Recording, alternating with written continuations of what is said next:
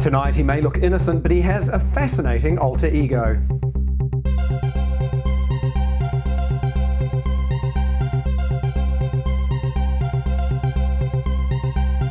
Hi everybody, welcome to GayTalk tonight. I'm Andrew Whiteside. My guest is Ricky Beirao. He is a Brazilian drag queen and actor, and he has a Kiwi connection.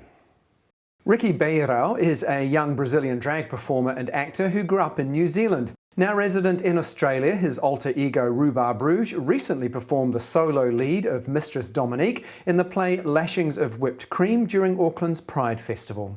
Ricky, welcome to the program. Really good to have you here. Now you were in Lashings of Whipped Cream, Fiona Samuel's play, as part of the Pride Festival. Amazing show. Oh, thank you. What's it like being in it? It's very interesting. It's quite a good challenge to be in it because I was looking for something that would challenge me, and this one totally did because it's not something I'm totally into it. BDSM, I can't say I'm very kinky, despite being Brazilian. I don't know. And it has been amazing because there is lots of audience interaction and playing with the audience, and I like that thing of connecting and talking to them, so it's been awesome.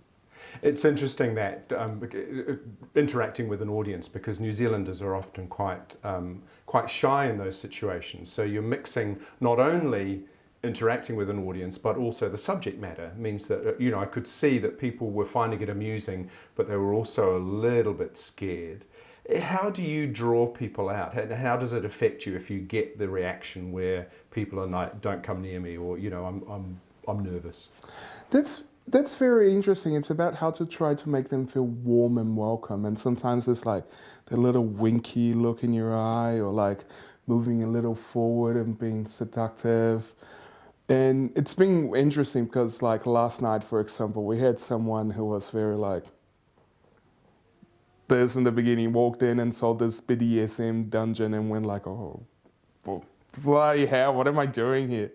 But by the end of the show, he was cracking up and having a laugh, and I even sat on his lap, and he was fine. And it's funny because actually New Zealand audiences are way more open than the Australian audiences. Australians have been very reserved and very upright, tight. And New Zealanders, you come in and you start chatting to them, and they were like, "Ah, yeah, I'm gonna have a bloody good time. Let's enjoy it, mate." It's been great. We certainly seem to be more tolerant of difference in this country. Yeah, a lot more. Obviously, you were born in Brazil, but you spent some of your teenage years here in New Zealand. Yes, I grew up in New Zealand pretty much. I moved from Brazil when I was 13, and then I first lived in New Plymouth, Taranaki, Naki boy, and went to an all-boys school there, which was a bit of an experience coming from Brazil. And then later on I moved to Palmerston North and then Wellington, where I started doing theatre and stuff. And after 11 years here in New Zealand, I crossed the ditch. Now you have a drag persona, Rhubarb Rouge, fantastic name. Or Rhubarb Huge, depending on my weight. And so how did that come about, and what kind of things do you do? I started doing drag in Wellington for a movie we did for school, and we started experimenting with the whole gender thing. And then I met this one drag queen who I went out and had a flirty night with, kiss kind of thing, really drunk at Pound in Wellington. And then the next day he came up to me and said, "Hello, darling," all dressed up to the camera, and said, "You know me as a boy, but you don't know me as a girl." And I think that's the moment I've got the drag-itis, the drag disease, really. And I started hanging out and stuff, and he needed someone to do a show, and I just went, "Oh, actually, can I, try?" So I went and bought all the drag stuff, went to a warehouse, bought some high heels, and yeah, that's how it started. Obviously, being a gay man, I've met a lot of drag queens, both in and out of drag, and often their personality as a boy is very, very different, because the costume enables them to bring out aspects of their personality that we might not see. Do you notice a big change in yourself when you do it? I do. Rhubarb is a lot more forward. For me, it's putting on the characters, just like in theatre, you would do clowning or commedia dell'arte, when you put on the mask and then you can transform into this thing. And Rhubarb is like that, because I can get away with so much. I mean, she's a cheeky, sassy bitch. She can go around flirting, grabbing, playing, and as Ricky, I'm actually like, oh my God, I like this guy, but I'm not gonna say anything. And Rhubarb will be like, I love you, come and kiss me, blah, blah, blah. So.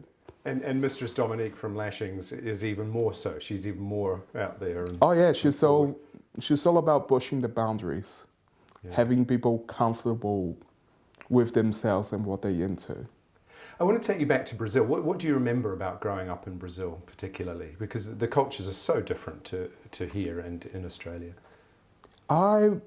Yeah, Brazil is very macho, but now it's getting very more accepting.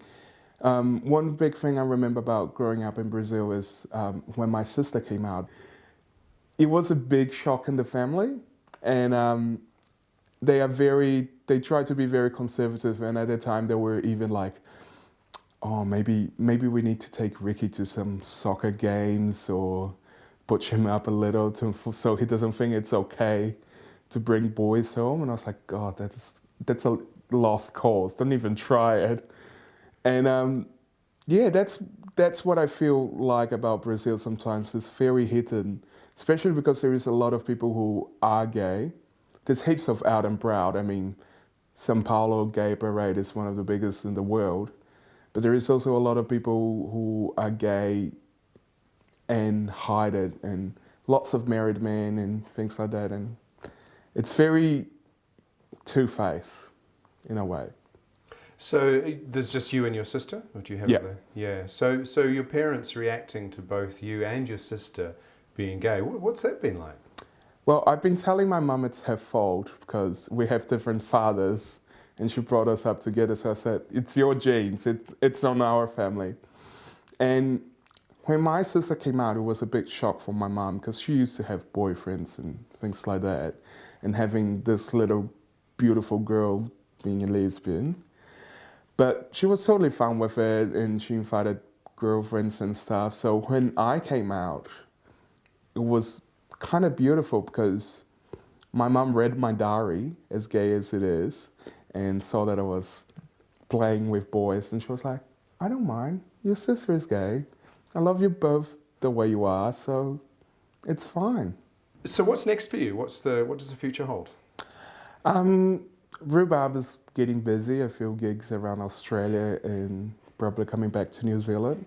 And I'm working on a couple of other theatre shows, so hopefully I'm gonna bring it to Auckland and direct and produce some more stuff here. I'm really interested in making more gay theatre, but what annoys me about gay theatre a lot of the times, it's because it's very like, oh, look at me, I came out, my life is so hard, let's make a big drama out of it.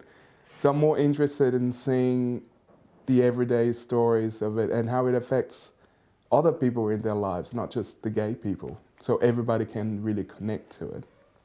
What is it you think that would enable someone to have a happy, successful kind of life?